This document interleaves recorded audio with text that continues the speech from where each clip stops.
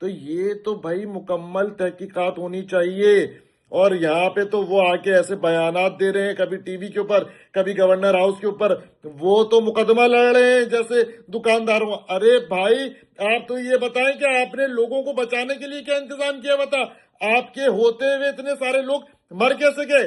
آپ کے ہوتے ہوئے آگ کیسے لگ گئی؟ اور آگ لگی تو بجھانے کے لیے آلات کیوں نہیں موجود تھے؟ یہ تمام تر وہ سوال ہیں کہ آپ نے، پولیس نے مقدمہ درج کر لیا نامعلوم افراد کے خلاف. ارے بھائی نامعلوم افراد کے خلاف آپ مقدمہ درج کر رہے ہیں، مگر آپ تحقیقات کریں.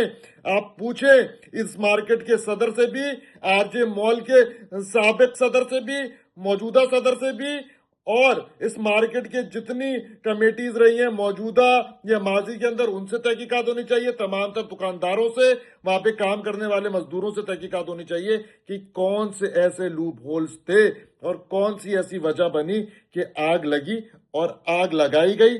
کیا تمام تر چیزیں تھی اور کیوں لوگ پھنسے اور کیوں نہیں نکل پائے. یہ زمینوں کا معاملہ ہے، یہ بلڈرز کا معاملہ ہے، یہ کنسٹرکشن اور ڈیولپمنٹ کا معاملہ ہے بھائی. یہ کوئی اس میں لاکھوں کروڑوں اربوں روپے کی کہانی ہے. یہ اس کی مکمل شفاف تحقیقات ہونی چاہیے. اور جو گل پلازا ثانیہ کے اندر جو لوگوں کے لواحقین ہیں، جو گزر گئے اس دنیا سے، جن کی ابھی تک لاشیں آئیڈینٹیفائی نہیں ہو رہی، جن کی لاشیں مل نہیں رہی، ان کو چاہیے کہ وہ تنویر پاستہ صاحب سے سوال کرے کہ آپ نے اس بلڈنگ کے صدر تھے، آپ نے کیا کیا؟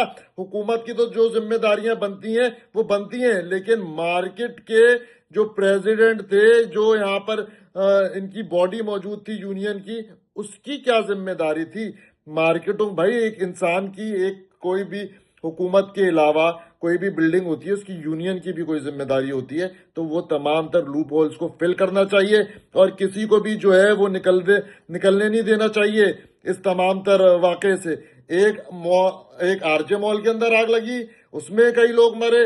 اس کے علاوہ اس کے اندر آگ لگی گل پلازا کے اندر، کئی لوگ مرے اس کے اندر بھی. اس کی تحقیقات بھی سخت سے سخت ترین ہونی چاہیے.